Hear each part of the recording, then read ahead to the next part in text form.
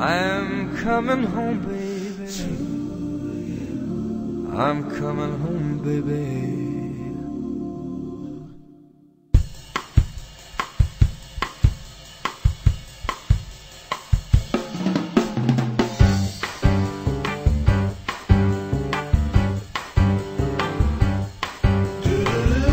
I'm coming home, baby, now.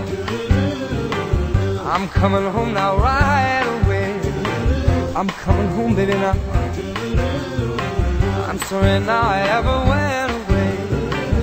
Every night and day I go and say, I'm coming home, I'm coming home, baby. Welcome to Piedmont Housing Alliance's series of discussions on building dreams and creating wealth. My name is Karen Reifenberger, and I'll be moderating the discussion today. Piedmont Housing Alliance produces this series of discussions on topics related to our mission. PHA's mission is to create housing and community development opportunities for very low to moderate income families and individuals, teach financial literacy and money management, home buying and homeownership skills, and advocate for affordable housing policies and programs in Central Virginia. Today's discussion is about overcoming the fear of eviction and foreclosure. And we'll be talking about the process, resources, and information that you can use to better understand where you are, what you can do, and who can help you. Our guest today includes Shelley Murphy with Piedmont Housing Alliance. Shelley directs the Regional Rental Resource Center and Regional Homeownership Center. Shelley is a certified comprehensive housing counselor who has helped people in all aspects of housing, from rental to credit repair, to home buying, to foreclosure prevention. And we're also joined by Corbin Hargraves with Providence Financial Group, and Corbin is experienced in financial planning and mortgage lending. Thank you for joining us. Thank you. Thank you for having me. So tell us about the fears that people are facing in this economy, the fears of their credit situation, the fears about losing their home. You want me to start? Sure. Okay. I think people are experiencing a lot of stress because of the fear of not knowing what's going to happen. Am I going to be kicked out? Is the sheriff going to pull up in front of the house and say, you got to get out now? So there's a lot of stress with that fear that comes, with the situations, either eviction or foreclosure. And another aspect is that they're looking at, what is everyone else going to think about this? Their neighbors. Am I impacting someone else? I don't know what to do. Is there resources that confidentially I can find out or remedy this situation? And there's also the fear of, I didn't do anything wrong. My husband got laid off, or I got laid off, or the company closed, or that's some examples that I can share. Corbin? And I think also, Karen, financial stress is one of the top leading issues for breakups in relationships as well as marriage, whether it's sharing what the other's financial situation may have been coming into the relationship or what they currently are facing, personal debts that they're not disclosing to their significant others. It is a burden like no other, and it leads to other physical problems that you may have to face. So it is very important out here. We know that these are tough times for so many different people in the economy. But at the end of the day, they say, who can I really turn to? Who can I trust? Because the financial industry is one of the least trusted industries in the world right now. So they're saying to myself, who can really give me the advice that I can really count on that would be for our best interest or for my own personal best interest? So I think the lack of trust is creating the atmosphere for the financial stress that so many people are facing these days right now. There's a lot of uncertainty and fear, and this show is about overcoming that fear. Absolutely. So what are some of the ways that people can do that? What's the information that people need to know? I think the first thing people need to know is don't panic. You already know you're late or you're going to be late on either your rent or your mortgage payment. Don't panic. There are resources out there, financial planners, the HUD-approved housing counseling agencies like Piedmont Housing Alliance, that people can come and sit down free and obtain information. And I think the lack of trust also comes the lack of trust with the financial institutions comes also with the lack of information. People need to understand there are legitimate companies and entities out there that can really help them find a solution, or at least help them make the right decision on whatever the situation is. So I think that's critical for them to seek out information and not panic.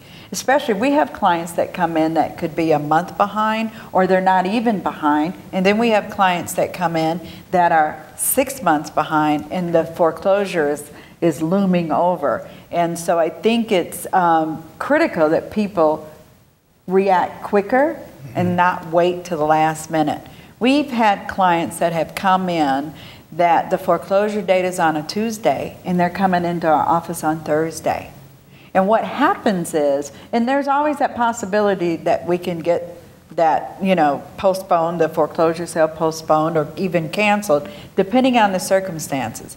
Most people that come into our office in a foreclosure situation have already submitted 2 or 3 packages to their lender. So that frustration and the stress that you're talking about has heightened because they've done everything they were told to do, and they're not getting through that process. Again, that's what the benefit of having a housing counseling agency in the community is, to be able to say, we know what they're supposed to do. We can get this through.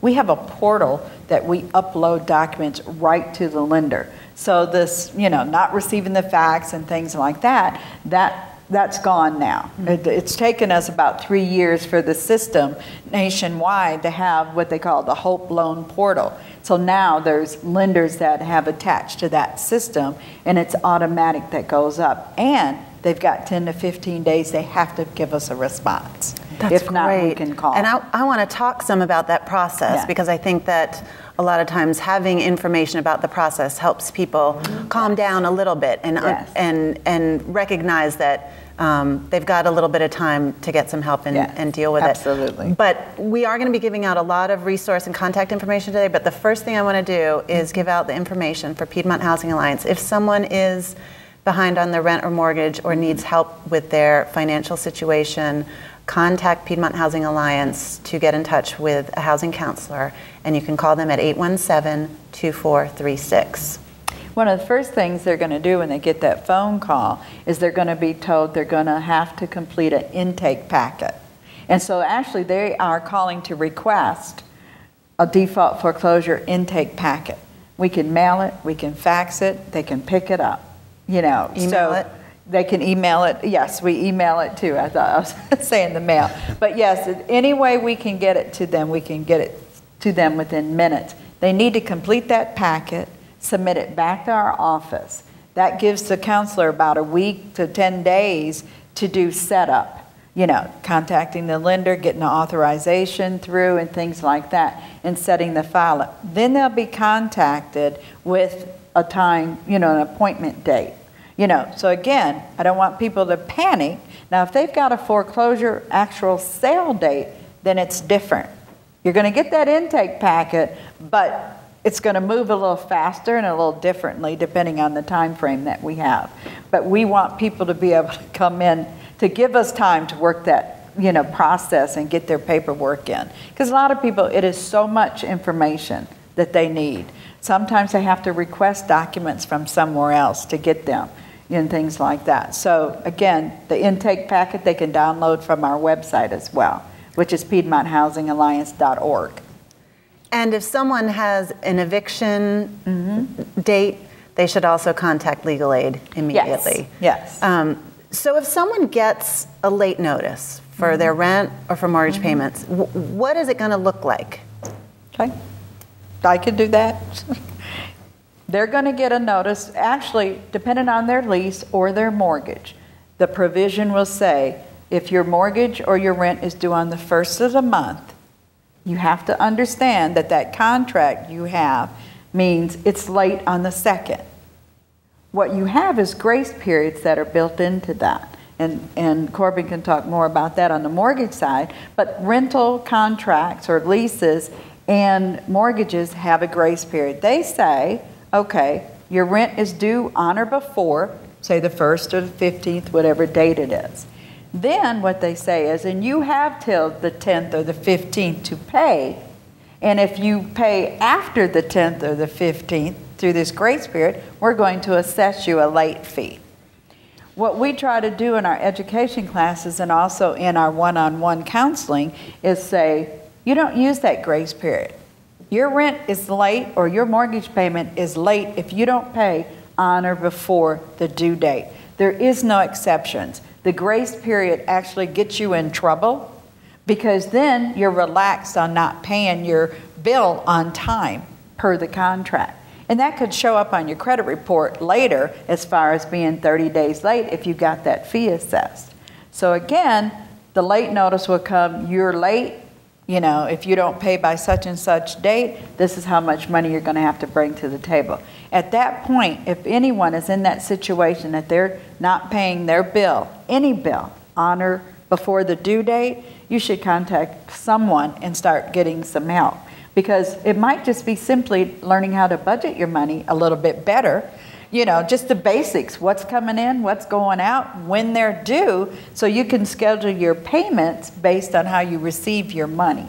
And then you can avoid these late charges or having to use a grace period to get you through, because it's not good. It's going to cost people more money if they wait through the grace period. And we all at one time have had some disruption in our financial situation or something, loss of income or unexpected bill that came in. And there was a requirement that we needed to pay, or it could have been a medical expense, and that alters. But again, the good basic money management will help cure that, because there should be a fund, savings account, that helps you get through if there's some emergency that comes up. And I'd like to go ahead and say, wow, she just said a lot as far as some of the actual action items that you can take when it comes to curbing some of your financial fears and some of your concerns when it comes to dealing with whether it's rent, being evicted, or on the mortgage side of going through the foreclosure process. First and foremost, it starts with a plan. If you have no plan, then more than likely you're going to fail or get off track in whatever direction that you're trying to travel in. A lot of times clients come into our office, and as she's already stated, they just fear how I may judge them or perceive them if they are behind on their mortgage payment. First of all, the mortgage company does not want your house, because it's just another house that they have to go through the process as far as legal fees and far as to go through the foreclosure process, that they just know, wow, if this house is already underwater, plus I have to keep it on the books, it's just another asset that we have to hold on our books. So what I tell clients on our side is this: make the call, be proactive with it. Whether it's a loan modification, don't just make the assumption necessarily that because you're underwater, which means that your house is worth less than you actually have on the balance, or it's the vice versa, excuse me. It's actually worth less than what you have as far as your balance on your house. So if your house is actually $200,000 as far as the balance on it, but you actually know your house is only worth $150, don't just make the assumption that you cannot get some kind of financial assistance from your mortgage company. Or that you will get it. Yeah. So don't assume that one way or another. But the only way is if you ask for the help.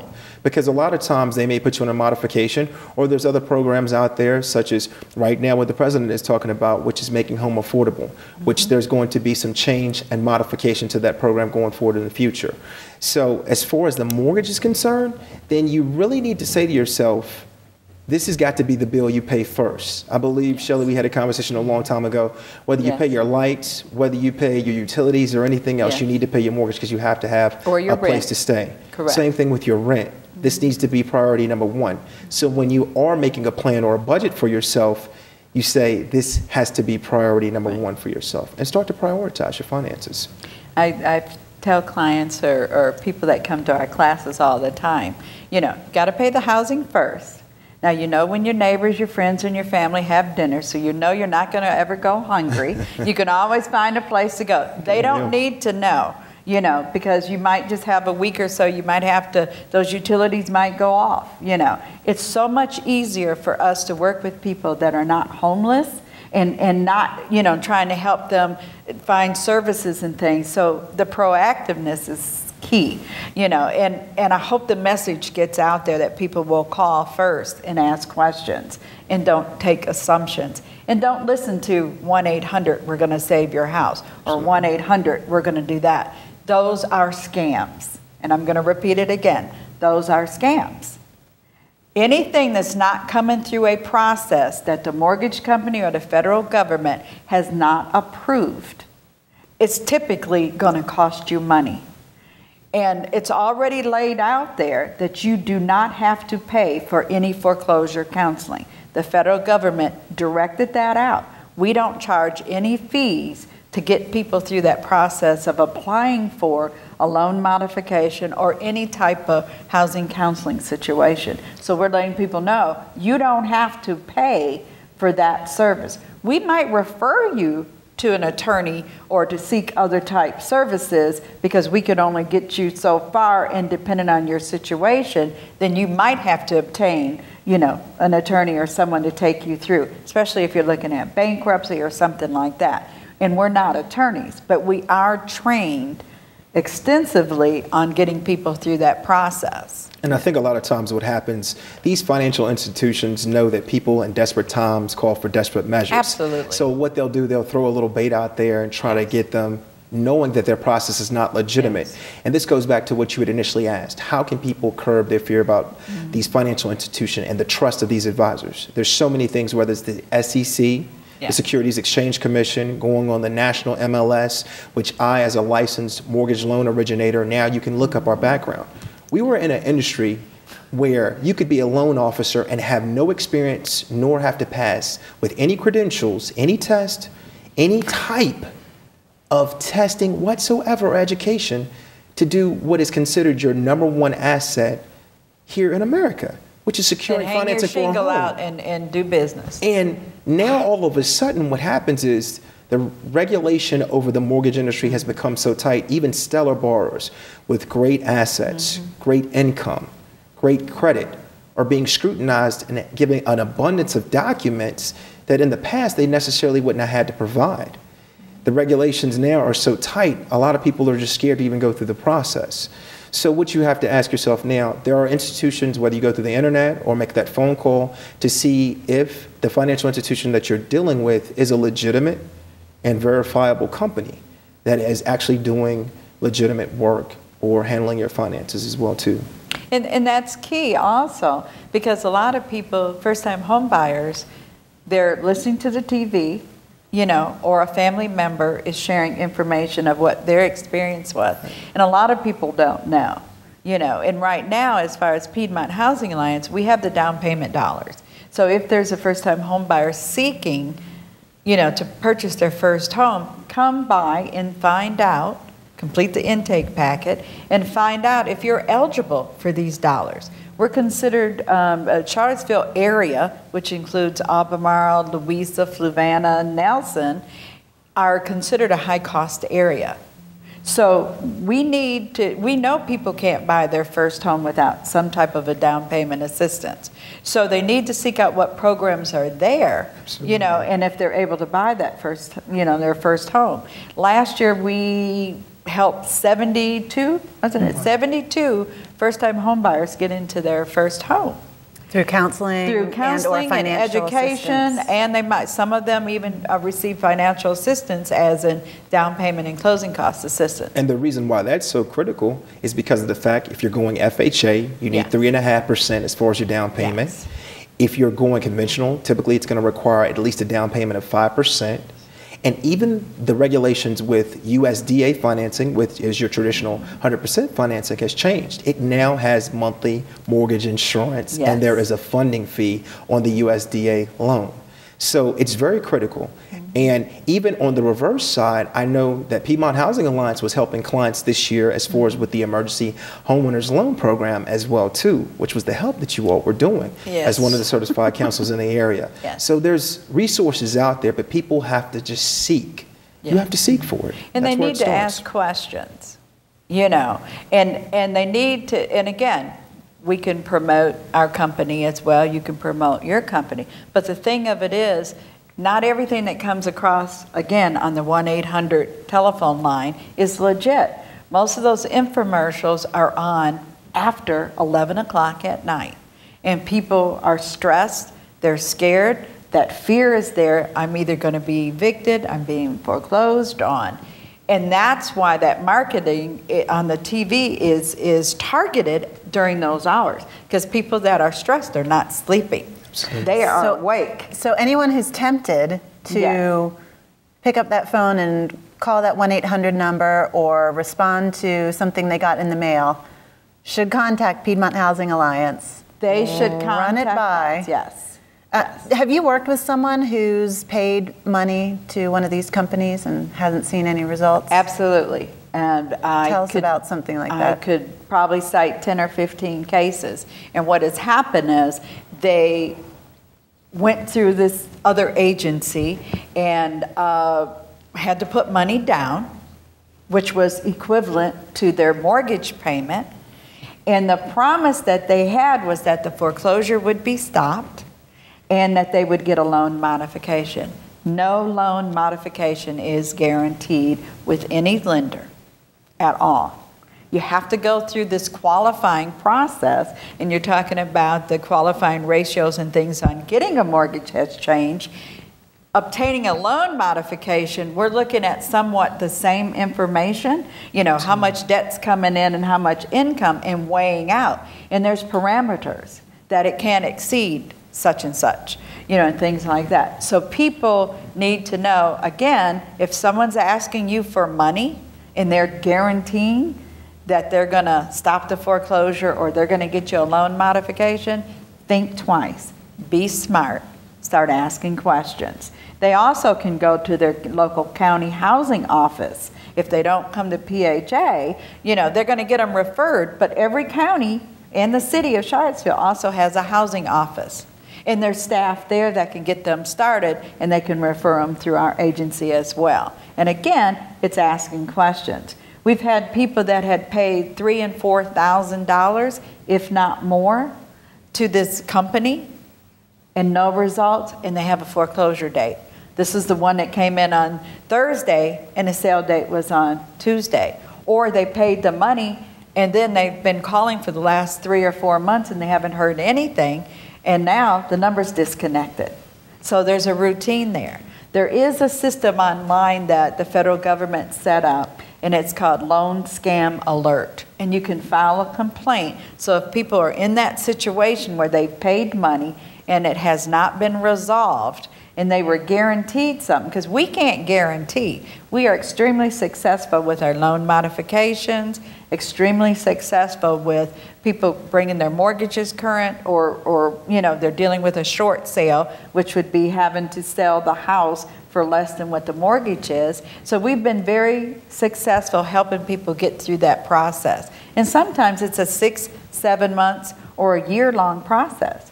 A client that I had a couple of weeks ago, his mortgage had not been paid in 21 months, and they were now just foreclosing on him. Wow. That's unusual.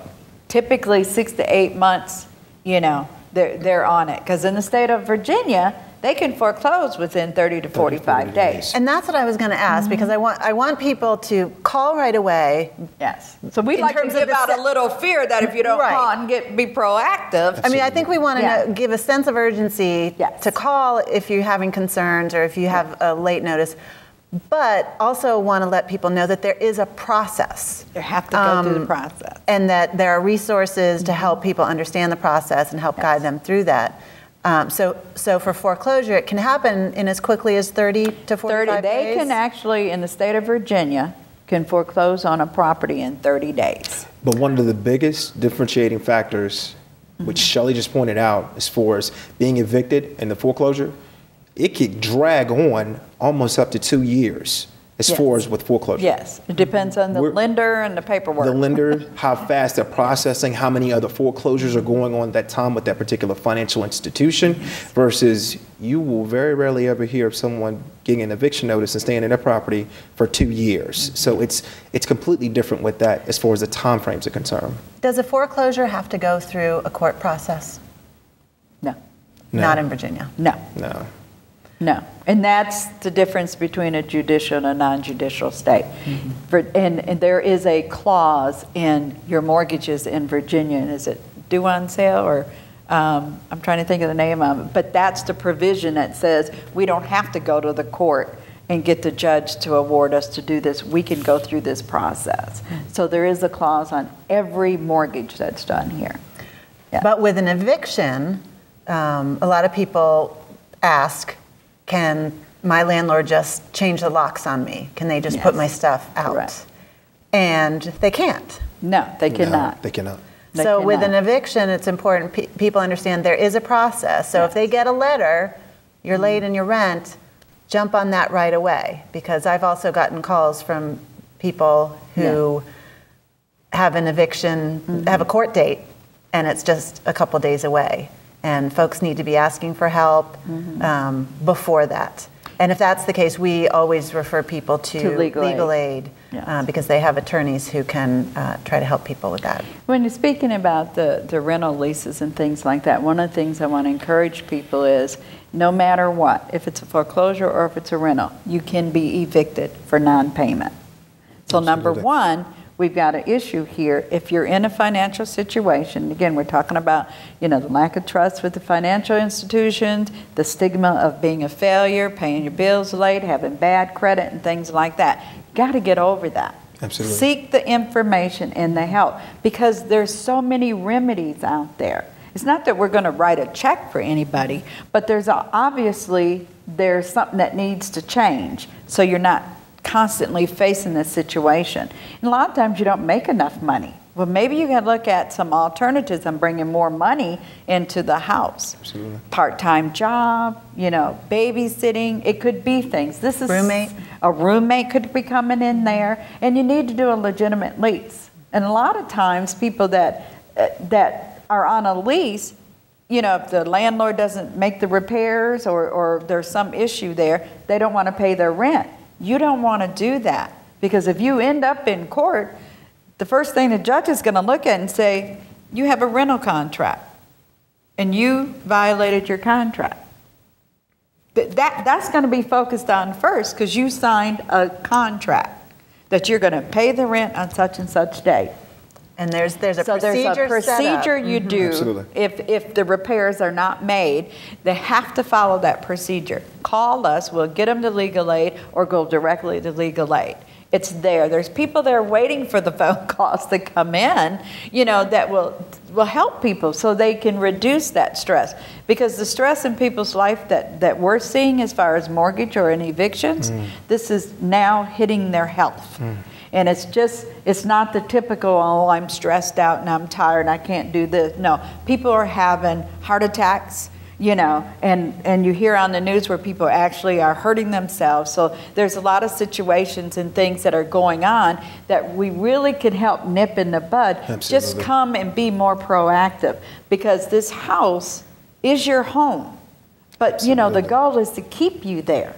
We can get people in to buy their first homes and everything. And the challenge is we like to work together with the community resources and what we have to help people stay in their home and be healthy. Absolutely. Because that stress, my gray hair didn't come from that. But, I'm just saying there's so many resources out there right now. The federal government just announced, or President Obama just announced, there's a new program that just came out where they revamped what they call the HARP program, which is the refinancing of the program. But there's different criteria. And so now it's for people that are not behind on their mortgage, but they can refinance that mortgage and save them a few $100s if they fit the criteria. And what's available right now could help about 1 million people across the United States. And so they got to get through that process and find out if they're eligible because there is criteria. And that's one of the things is you can't be late. That's number one. Yes. But if the house is upside down or something like that, this might be an avenue for some more people. And there's two options that you just mentioned. One, instead of going into the foreclosure process, if you are proactive and you call the financial institution who holds your mortgage note, short sale could potentially be an option if you just ultimately decide that you can no longer take on this housing responsibility anymore. And basically with a short sale, what you're allowed to do is sell your house for less than what you actually owe on the balance. You may be able to get yourself in a situation where you don't have to worry about a foreclosure hitting your credit or even going into bankruptcy, which inevitably may come as a result of you going through a foreclosure as well too. So that's another option. And as she just stated, with the new HARP program, what's going to happen inevitably is refinancing up to 100% or greater than the actual value of your property so that you can ultimately refinance yourself. One of the biggest parts I can say with the current presidency is that President Obama has made it clear that there were so many exorbitant fees and charges. We now, as mortgage loan originators, are capped on what we can make on every loan across the board. It used to be Section 32 would say as long as you didn't go over 8% in the total amount of fees, origination charges, compensation, yield spread, as long as you stayed under 8%, you were okay to charge that, which is absurd because if you're talking $300,000, $400,000, right, your compensation can be quite exorbitant and it's not necessarily fair compensation. Correct. But for people, clients that are not in the know and understanding that they are paying this compensation and just thinking, oh, this is just a part of the origination charge, that's what got us in a place now where they have restructured our compensation and why now each lender and loan officer has to be licensed in order to originate mortgages in the state of Virginia and across the nation. So I'm glad that they've regulated this industry so much. This. I'm glad. I'm welcoming this. I wanted to follow up on something you said about the short sale. I think there might be some people out there who look at their situation, think that there's no way they're going to be able to pay anything and just give up. And I think what we're trying to say here is get help, but also, Shelley, I know we've talked about this. One of the roles that you all play as housing counselors are to assess the options. Yes. And for some people, true, it may not be possible to make those mortgage payments anymore, but you ask the next question, so what's next? Right. People shouldn't give up at that point because they can have a soft landing. Yes. And I'd like maybe if you could talk a little bit more about that to give people hope that it may not be what it is today, but they may still be okay. Well, if someone comes in and just recently had a client that came in and said, you know, we heard we could come here and get some help, but you know, we're heading for foreclosure and they just need to take this house. We just can't pay it no more. We're going to move and we're going to find us a cheaper place to live. And I said, okay. So one of the things we have to do is assess what's going on. What happened? What caused the disruption that they couldn't maintain the mortgage? Number one, they had a mortgage they really couldn't afford. And one household member got sick, which meant the income was lost. And there wasn't enough income in the house to maintain the payments. Typical scenario. So they want to just give up and walk away. They've been in the house for 22 years, which to me says, wait a minute, there's equity there if they hadn't refinanced or made some other changes. What are you looking at? Why do you want to go through this and why do you want to just give up? Do you want to keep your house? The housing counselors are going to assess if this is a curable situation or incurable. And when I say curable, that means that once they're caught up current with their mortgage payments, they can maintain it. Might be new income that came in the house or the situation changed. Maybe the person went back to work. Or it's going to be incurable and they cannot maintain the current payment. And if they're not eligible for a loan modification. So then we're going to walk through the option of bankruptcy is a temporary measurement, but might buy them time to be able to seek other housing, accommodations. And it might be that they have to find a rental that's probably half the amount they might have been paying in the mortgage, because it's now going to be based more on what income they have coming in versus what they had when there was two people, the money combined. So we're looking at bankruptcy, the modifications, or a deed in lieu. There's requirements where the lender can actually allow the homeowner to deed the property back to them, especially if it's been on the market for X amount of days and it has not sold. And the options of a short sale is also not coming into play. But that, it's just that property is not going to sell. And it might be the condition it's in. It could be several things. And there could be that option that they deed it back to the home, to the mortgage company. There's another option that if they just want to give it up, they're okay, I'm ready to go, we've got another place to live, that some of these lenders have a program called Cash for Keys. And what that cash for keys is says, we're going to give you $2,500. Don't tear up the house, and we'll let you go, and we'll take the property back.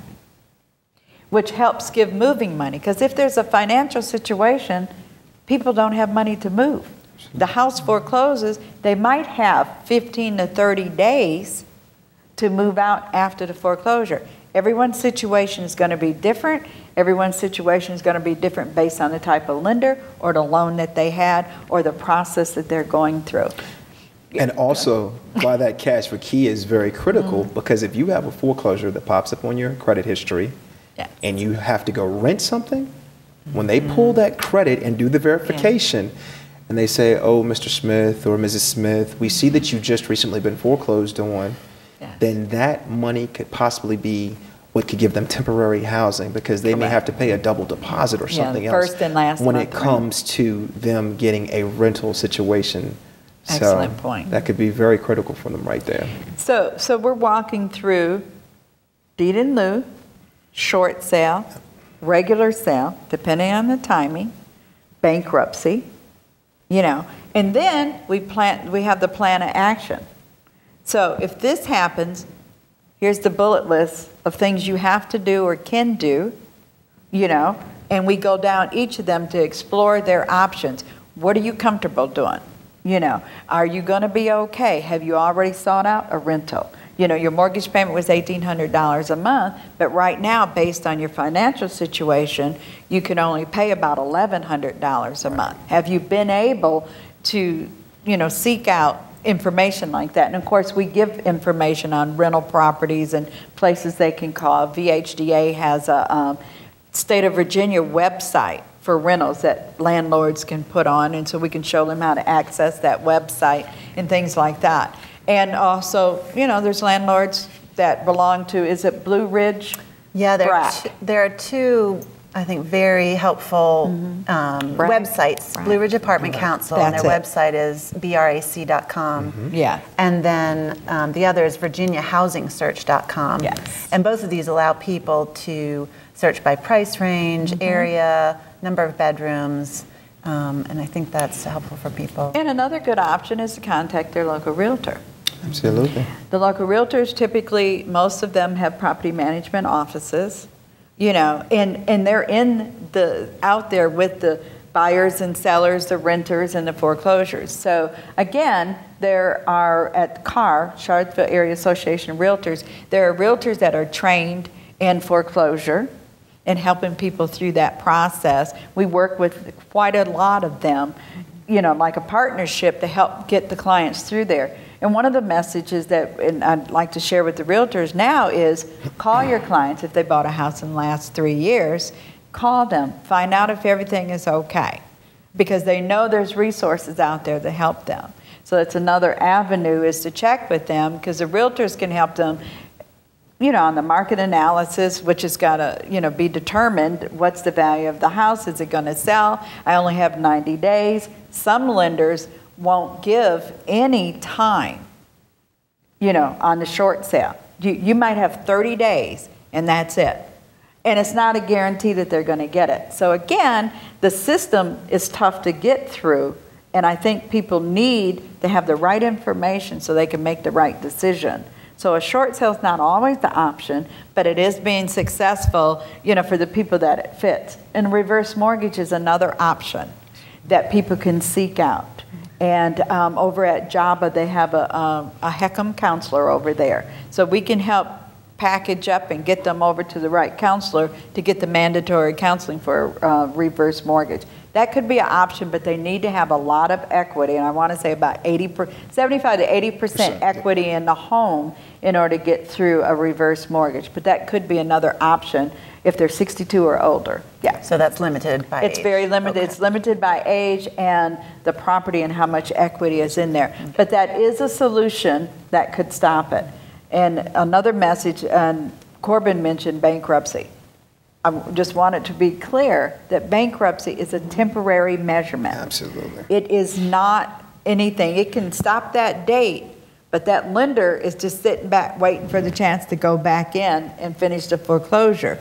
The bankruptcy, when you go file it, you have mandatory counseling also. They're 90 you have to contact and have counseling. I guess it's so many days or something after you file. But to be able to assess the financial situation, because bankruptcy might not be the option.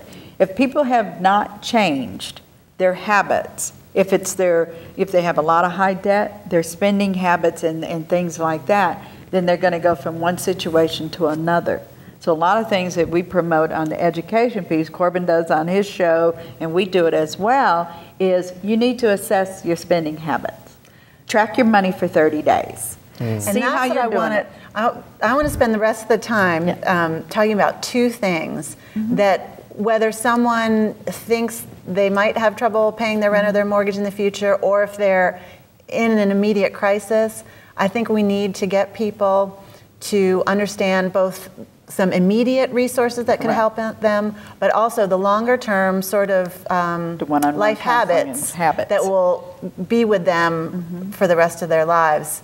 So the first thing I want to find out are what are some of the community resources that can help people sort of immediately, emergency financial assistance that folks can take advantage of. We have the CARES program is one. Salvation Army has a HIP program. MACA. MACA is the CARES and all them linked together. And so there is a possibility that they can access and apply if they're eligible to get, maybe 1 month's rent or 1 month mortgage payment or something like that. So that's some of the financial resources. Yes, and prior to the show, I spoke to folks from both MACA's CARES program and the Salvation Army Homeless Intervention Program. And just like any programs, there are parameters and restrictions to it, and limitations certainly. There's not enough funds out there for everyone, but they wanted us to make sure to communicate that there are programs out there that may be able to help individuals.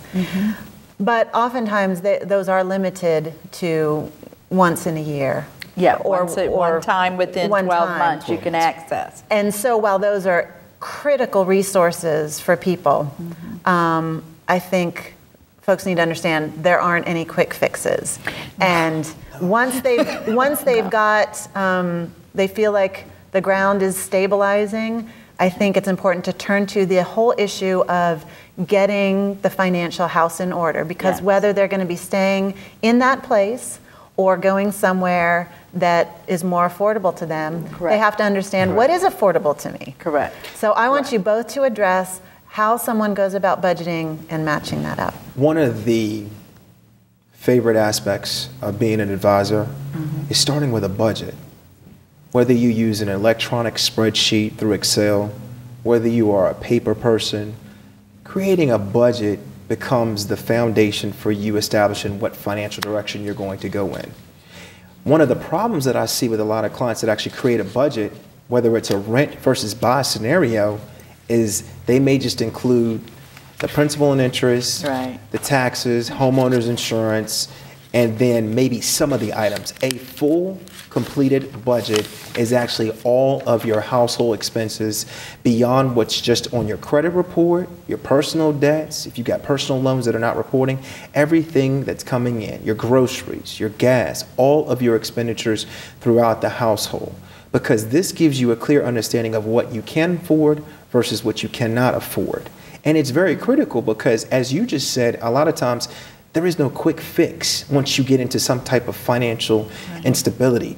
But what usually happens is it was a bunch of bad behaviors over and over and over and over until finally it became insurmountable. And then they got to the point where it was just too much to bear and they just said, you know what, I give up, or I'm just throwing all my cards in right now. But if you create this budget, I think it helps align, especially now. We know that with the national unemployment rate being what it is right now, the economy being extremely tight for so many families out there, it's even more prevalent now that you make sure you have a budget in order to be able to operate on a daily basis. I hear it all the time. Clients will say, well, I don't know necessarily how I can pay for my meals, but they're still working, or I don't know how I'm going to take care of my expenses for my child. There was just a report that showed 1 out of 5 Charlottesville families can't pay their bills, all their expenses. And I take it a little different take on it on how we do our classes. I agree with you, budget, I'm more simple. I can't bring out the Excel spreadsheet. I have the plain old ledger sheet. What's coming in and what has to go out and when does it have to go out. Absolutely. And we walk participants in our classes through that they're doing it very simply. So, because not everybody has access to Excel or to the internet and things like that. So number one is to understand that your gross income, how much you make, is not real money. What you bring home on that paycheck is cash money. That's the money you're dealing with. Not what you gross, but what you net and what you bring home. So again, getting after taxes. After the taxes and everything. And let me clarify something. Yeah. We as lenders, we go off what you gross. So I want not real money. Not the real money. So we actually go off of what you gross. It doesn't make sense. Not what you net. Correct. So for all of the clients there, make sure you understand. Yes. If you really are sitting down with an advisor that has your best interest at heart, they need to really understand what is your net income. Correct. What is the money that you take after taxes, your insurance, what you contribute to your retirement, your investments, and everything else, because that is a more accurate depiction of what you're going to have to spend on your mortgage. That's the real money. Is there a guideline in terms of you should only spend this much of your income on your housing? Well, yeah, the 30% rule. The 30% rule. And it's also a 30% rule on your credit. When you have a charge card, whatever your credit limit is, you know, say if I have a $1,000 limit, your balance should be not over 30%. Absolutely. We'll ease up to 30 to 40%. But if I got a $1,000 credit limit and I've got $800 balance, my credit score is going to start dropping because I'm literally maxed out. And again, the simple plan, like Corbin said, you know, let's look at it and let's walk you through. If a client needs to come in once a month to help get them to change the habit of robbing Peter to pay Paul, you know, that's what a housing counseling agency or a financial planner is there, is to help you get from one level to get to the next level. We've got a class coming up November the 14th at 6:30 at Piedmont Housing Alliance. And it's about getting out of debt. And it's going to tell you or show you, tell you some tips, but show you about writing it down on a simple little ledger sheet or a piece of paper and putting a month on it, replicating. So you understand what's coming in and what's going out. And Shelley, you do both, right? You have people create their budget, but then you also have them track the spending over months. We have them track their spending for 30 days. Great, because I would think there are expenses that someone might not think to write down, but as they go through the month. But we also involve the family. If we have people come in, we want, if they've got children in the house, we want this to be a family situation so they understand mom and daddy's trying to do this, and so they understand, and they're also going to see those habits. Because if you're not paying your bills on time and you're robbing Peter to pay Paul and you're hitting the payday loans and things like that, you're passing that right down to your kids and say that that's okay because that's how mom and daddy did it, or you know, whatever. So again, you want to be able to have good, sound financial, you know, decisions and you know, how you manage your money. Again, what the plan. You don't want to keep living like that. The stress of having to say, oh, can I get this now or can I get that now?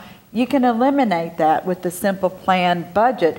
At least you probably have a little more money than what you think you do because you haven't looked at it. If you use it right. If you know how to use it right. We can find money in someone's budget, and I know you can as well. People come in here and they say they're $200-300 in a hole. We can look at that budget and assess and say, okay, well, wait a minute. You're paying for cable, $100 a month. Yep. You're renting movies, and you got Netflix coming in. Something's wrong, and you work all day. And you spend $150 on your cell phone bill. And you got $150 on your cell phone bill. I can easily find that $300, Absolutely. and then you can put $25 a month away in a savings account. And these are hard decisions for people to make. Hard decisions. That's what a planner or a housing counselor can help people do. Yes, Absolutely. and that's something that you talk about on your show on Tuesday. That's right. Tell us about your show, Corbin. Wow. My show comes on every Tuesday morning, 8:30 on 92.7 KISS FM, and it's called Tighten Up Tuesday. Money matters because money does matter. I mean, if you look around nationally right now, everyone knows Occupy Wall Street. It has now gone global, from California to here locally in Charlottesville, Virginia. And what is their cry? What is their plight? They're saying that we represent the 99%. 99%. The top 1% owns 99% of this country. Yes. The top 1%, I was looking at the New York Times, has grown by 250% as far as their income was concerned just last year, whereas the middle class only grew by 35%. So there's starting to become a larger gap or disparity in what the average income is for the middle class, the low income, and eventually, if they keep going the way that they are, there isn't going to be a middle class per se. It's just going to be a low class. I think it's already gone. And it's already, exactly, it's been eradicated to a certain extent. So we talk about different financial literacy topics, whether it's budgeting, planning, saving for the future, investing, finding ways or solutions if you are in some kind of financial trouble. And it's something that I've just been passionate about for such a long period of time now, and just enjoyed and just grateful for the opportunity that KISS has provided me to have that platform. One of the topics I listened to it coming to work in the morning was a while ago, you talked about credit scores. Absolutely. And that people need to understand what that is. Credit can be good and credit can be bad. But if you don't have a plan, you're going to lean towards that bad. Absolutely. You know, that credit can be turned around. You know, we want people to get as close as they can to a 700 credit score. Absolutely. Because at that time when they need credit, you know, they can access it. If someone doesn't know what their credit score is, what can they do? They can come to Piedmont Housing Alliance. They can also come to the Providence group. And the Providence group. As well. And Yes. just to throw it out there, Or the credit bureau. they can actually go to www.annualcreditreport.com and get a free copy of their report each year. It doesn't cost them. It's not freecreditreport.com. It's Right, annualcreditreport.com and get the actual report. You would have to pay to get an additional score for each one of the bureaus, but that is the only government-based institution that you can get a free copy of your report that they authorized out there. Now, we pull tri-merge credit reports, and so with a score. Does that So cost as people a- to do that? It doesn't cost anything, no. We actually write grants and things that help offset some of those costs so we can provide that service to our clients. So they come in, complete that intake process, and they're going to get their financial situation assessed. But there's also going to be some accountability. We have to map out an action plan. They're going to set the goals. You know, are you looking to pay off your bills? Are you trying to be debt free? What are you looking? What would you like to do here? What is are you your trying goal? to build the credit score and things like that? It's easy to build a credit score when you understand what the credit score is made up of. And Shelley, PHA does both one-on-one counseling, but also group. has group education sessions. Yes. Can you tell us a little bit more about those and the curriculum? Well, all the one-on-one sessions are confidential. We can do group, a company or a business can call, employer can call and say, we'd like you to come and do a class for our, you know, employees or something like that. I was just in Greene County yesterday and we did a class for the caseworkers about our programs and services. So they're aware that these services are available and it's no cost for them as a housing counseling agency. So we typically will have class about money management, how to avoid predatory lending, how to build your credit score. The class that's on November the 14th, it's about building, you know, how can you increase that credit score by 100 points? Well, number one, you got to pay your bills on time. Absolutely. That's 35% of that score is how you pay your bill. And, you know, and another 30% is the amount of the credit you have. That goes back So to the it's example. so simple. Yep, that goes back to the example that you were talking about. If you Yes. have a $1,000 credit line and you start inching up to 500, 600, 600. or getting maxed out, you actually get points taken away from your score. Correct. By maxing out the balances on your And we credit want lines. people to be as close as they can to 700. Scores run from 350 to 800 to 850.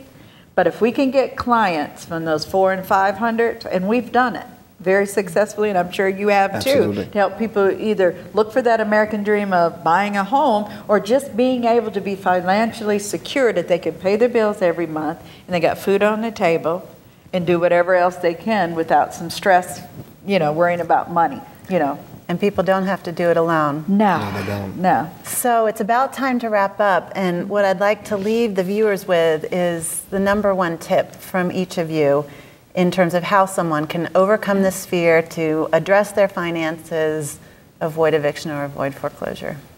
My number one tip is to stop deceiving your own self. You know when you don't pay your bills, you know when you're not managing your money. seek information and help so you can do the plan or set up the budget? Mine would be accountability.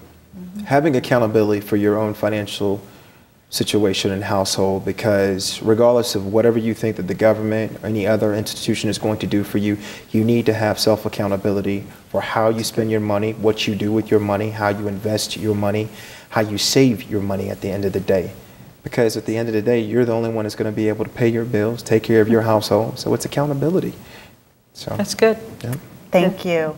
I want to remind people of some of the resources that we've mentioned today. Of course, our guest, Shelley Murphy with Piedmont Housing Alliance. PHA can be reached at 817-2436. Corbin Hargraves with Providence Financial Group. And you can be reached at? They can call me directly in our office line, which is 434-214-0631. Great. We also mentioned a couple other community resources that are available. MACA's CARES program, Salvation Army's Homeless Intervention Program, Legal Aid. There's also a helpful resource that United Way puts out called the Quick Guide to Family Resources. And we will show you those ways to access that information. This concludes our session on overcoming fear of eviction and foreclosures, and we hope you've learned a lot from this discussion. I want to thank our guests, Shelley and Corbin, for being here. And as part of PHA's continuing community outreach, we will continue these series of discussions on building dreams and creating wealth. We'll have more discussions on homeownership and financial literacy and money management, avoiding predatory lending, lots of different topics. And all of our sessions will be aired on Charlottesville Public Access TV, Comcast Channel 13. Those air Tuesdays at 3 p.m., Thursdays at 9 p.m., and also live streaming at www.cpatv.org. If you have any questions or comments regarding our programs or suggestions on topics, we welcome them. Please call Piedmont Housing Alliance, 817-2436, or email info@piedmonthousing.org.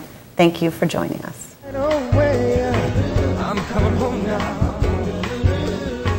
I'm sorry.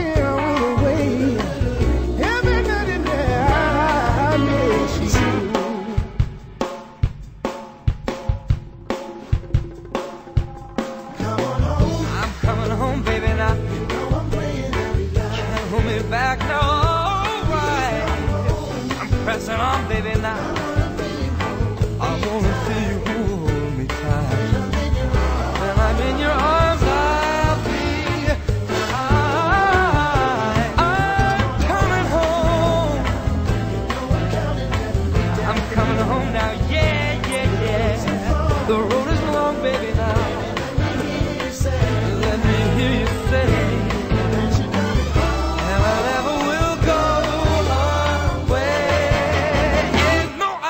to stay. I'm coming home, baby, now. Can't hold me back now, alright. I'm pressing on, baby, now. I wanna feel you hold me tight. When I'm in your arms, I'll be high. I'm coming home. I'm coming home now, yeah. No way. I'm coming home now. I'm sorry I went away. Every night and day I miss you.